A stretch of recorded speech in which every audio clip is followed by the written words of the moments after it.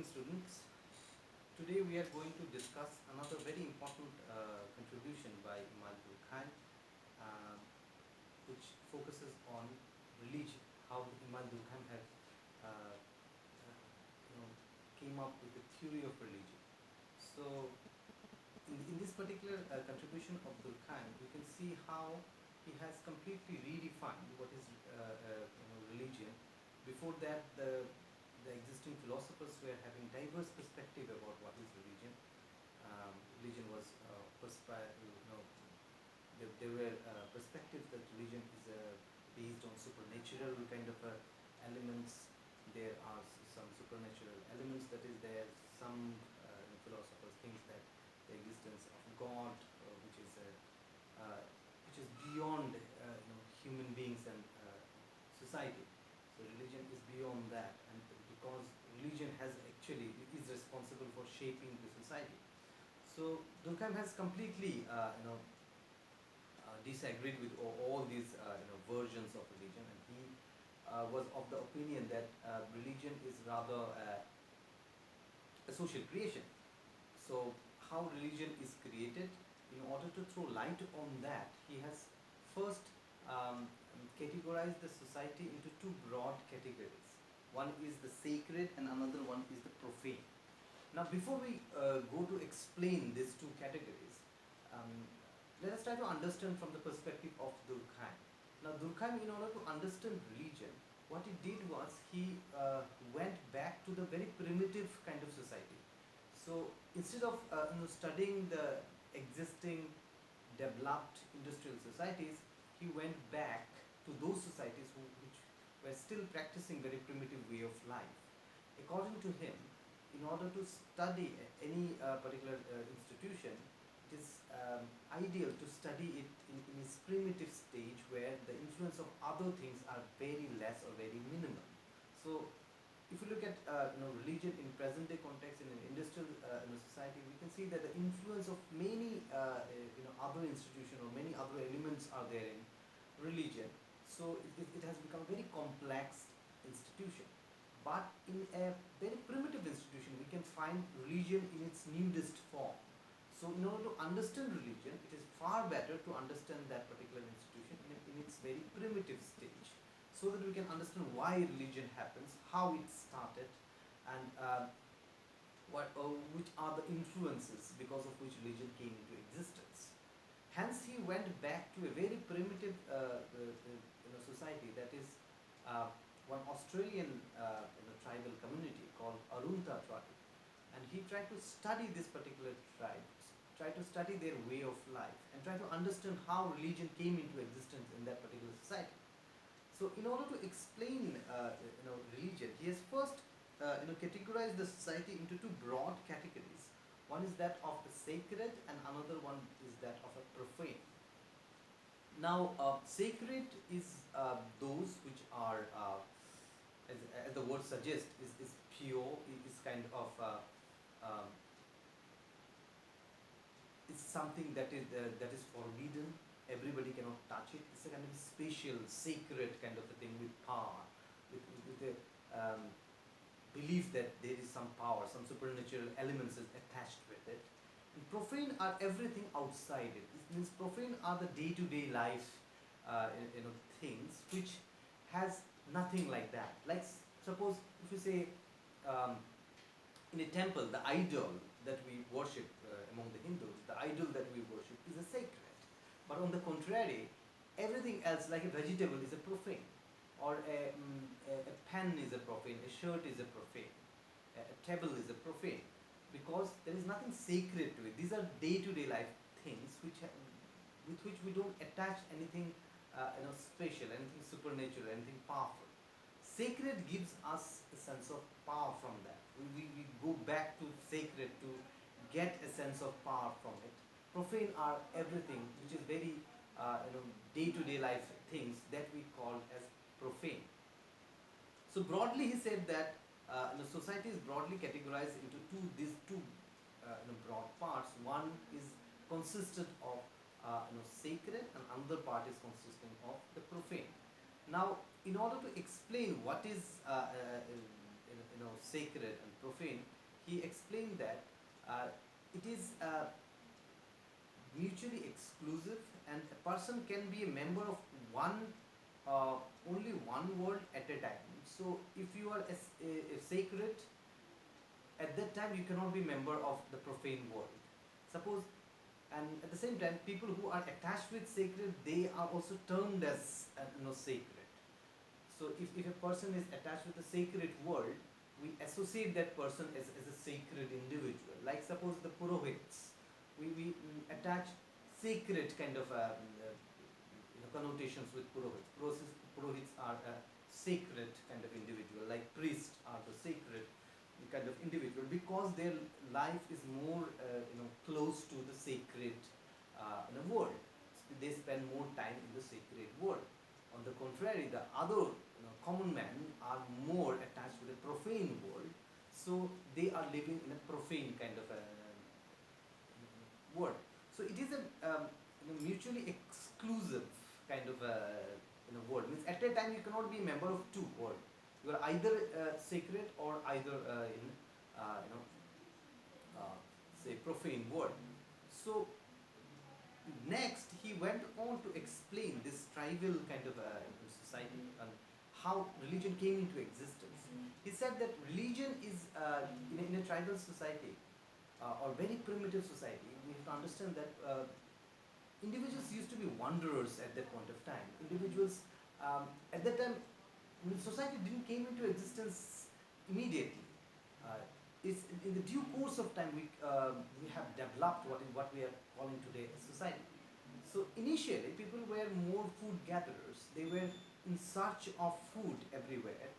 So they were more bunch of small groups or very small groups uh, searching for food. So they were more wanderers. So at that point of time, occasionally they used to meet with each other for different reasons, maybe for some common kind of say hunting expenditure, or a kind of a common fair or something. Different time there was a meeting of all these different people coming from different sections of the geography. They come together and spend time with each other. Now when they were together, they find this kind of coming together as very satisfying. Durkheim has used the word exaltation for that, where they feel very good when they were united, or they came together. When they share each other's kind of experience and all, they felt very nice about that particular. Again, when they went back, they were missing this nice feeling was missing there, because they were again alone, again with their own problems of gathering food and all. They missed those kind of nice feeling that they experienced.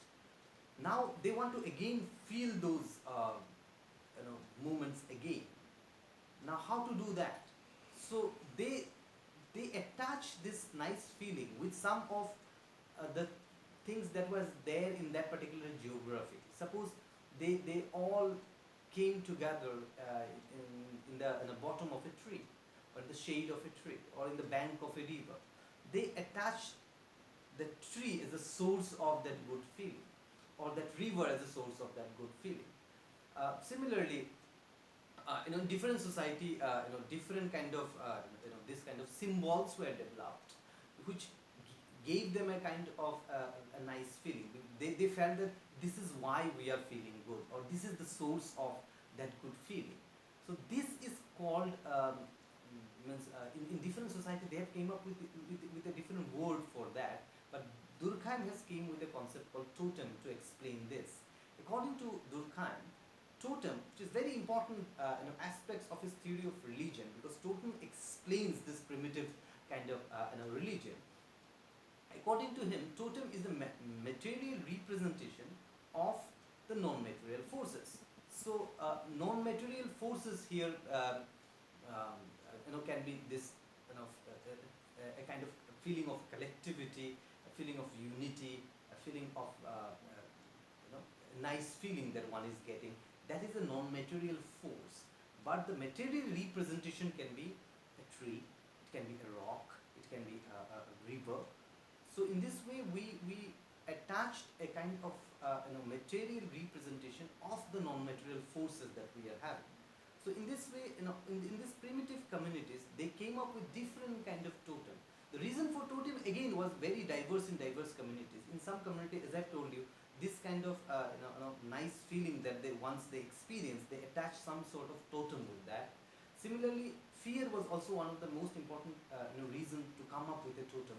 Once they were feeling fear for anything, like maybe for lightning, or maybe for a superior kind of animal, they find that these animals are very superior to us, so they can kill us every time, anytime. So out of that fear also they came up with different totems. So they came up with a totem of a superior creature, thinking that if we worship them, we'll get a kind of power from them back, which will help us to live this particular life better. So in this way, the reason for coming up with totem was very diverse in diverse communities. But the definition of totem is very much applicable in almost all the societies. Even in very modern society, we can see how different kind of totems are continuously developing. We see through symbols, we get a sense of power. We are expecting that we'll be getting something out of it. It may be in the guise of a cross.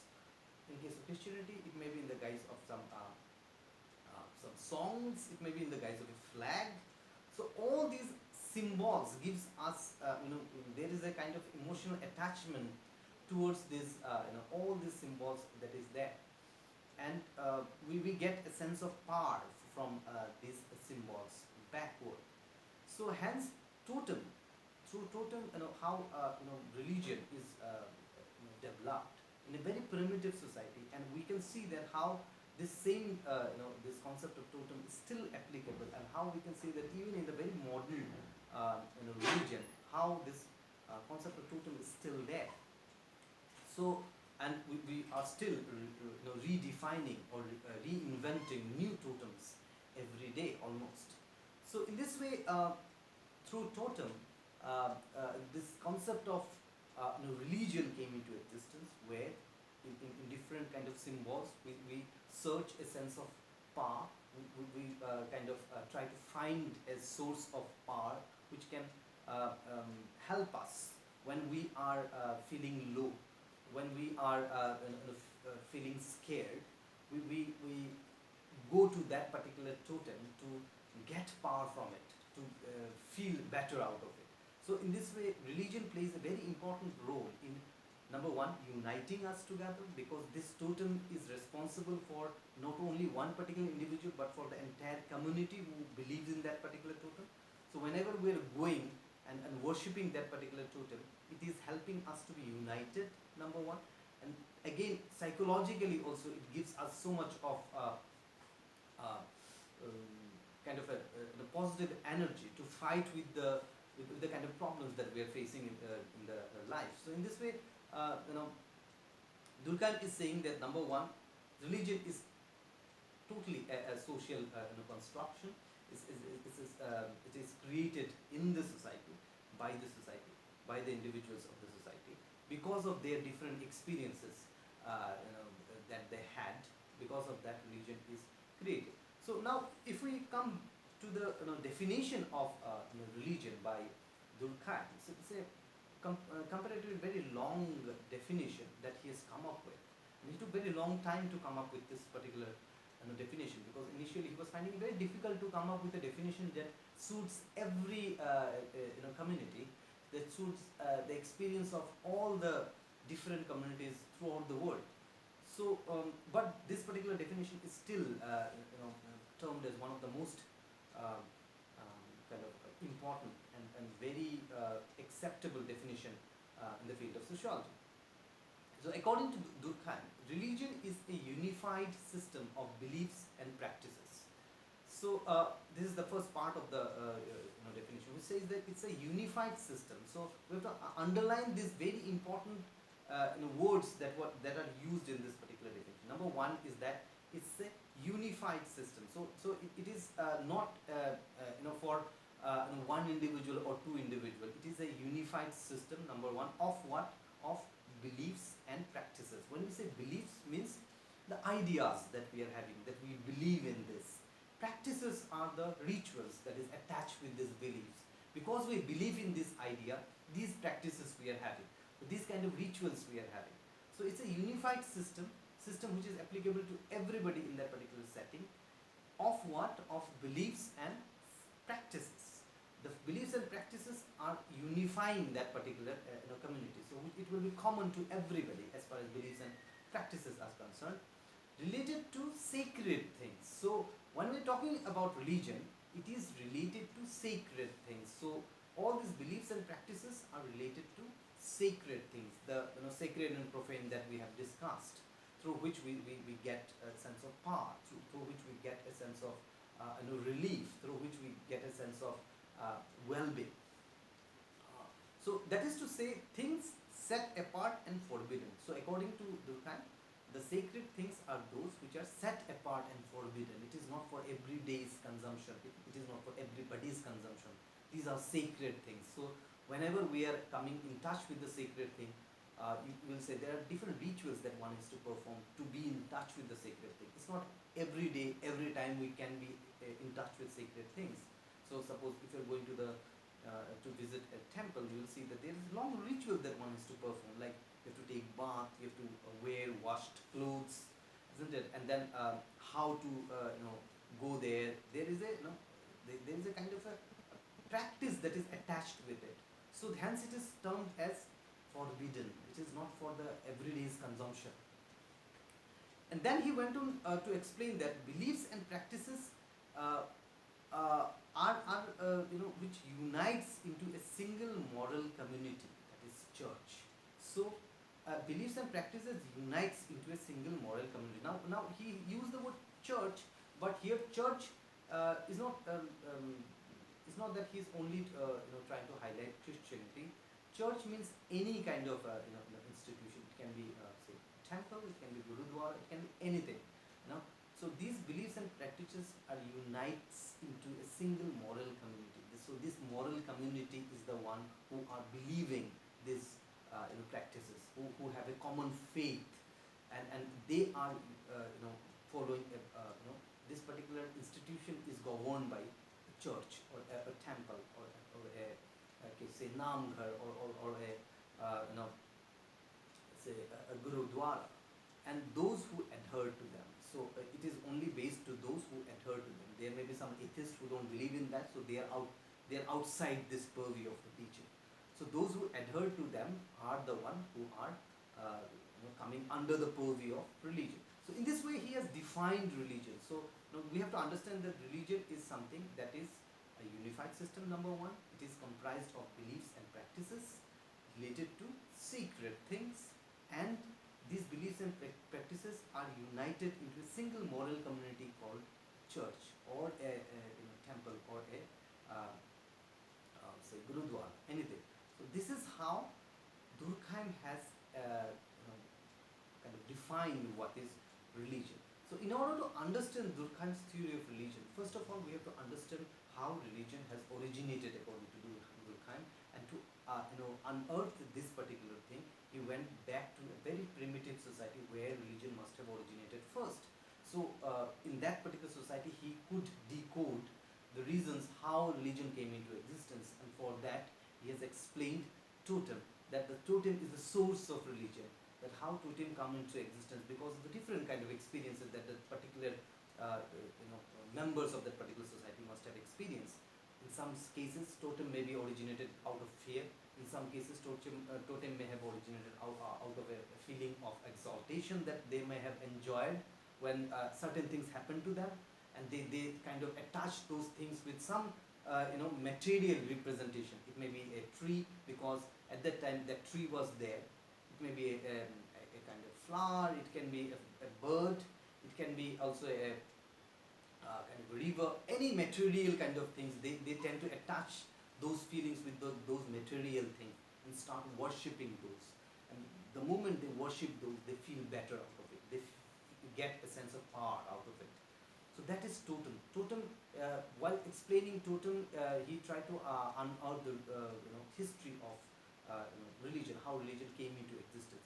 Then he went on to describe this society where religion is practiced into two broad categories of sacred and the profane.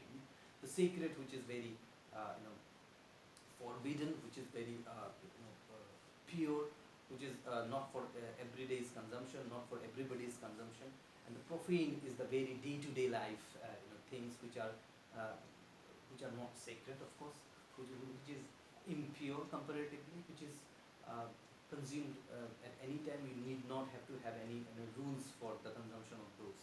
So in this way, Durkheim has explained the theory of religion, and by his theory of religion, we can understand now, using that theory, we can understand now how religion is redefined, how religion has evolved over the period of time. We can see even in the present day scenario how our experiences are redefining religion, how through different kind of experiences we are trying to find out different kind of totems. We have tried to find out different kind of like, say, when we see somebody doing a very good thing for the society, over the period of time we start worshipping that particular person. When we see that some creature is helping us in any way, over the period of time we start worshipping that. So in this way we can see that religion is also redefined over the period of time because of our different experiences that we are having. So you can see that today you will find that in India you can find that people like, say, Swami Vivekananda is almost worshipped. So because his values, his ideas, once we go back to his values and his ideas, we get a sense of power out of it. We get a positive energy out of it. Whenever we follow his ideas, his thoughts, his prescriptions. So slowly he has become a sense of, or his ideal, his photograph, his frame, or his statue is a sense of totem for us. So in this way, religion is, over the period of time, we are reinventing religion. Religion is evolving over the period of time because what is sacred is also changing over the period of time because of our different experiences that we are having. So the religion that used to be and the religion that is today is changing because our experiences are changing, because from where we get a sense of power is changing over the period of time. We are no longer, we may not find a rock as a source of power. If you say today's generation, you guys, if I ask you, if you worship God, do you feel good at the end of the day? Many of you may not agree with it because your experiences are not like the experiences of your 3 generation backward. So you may not find the sense of power or sense of satisfaction or sense of positive energy when you worship a piece of rock. For you, the totem, the definition of totem may have evolved. You may find the similar kind of positive vibes, positive energy in following something completely different. So in this way, Durkheim has explained how religion came into existence, how it is evolving, and how it is a social creation. Thanks a lot. You just now, after all this initial explanation, you go back to the text, read it, and then we will be addressing the questions that must have popped up in your mind after reading the text post my this particular video.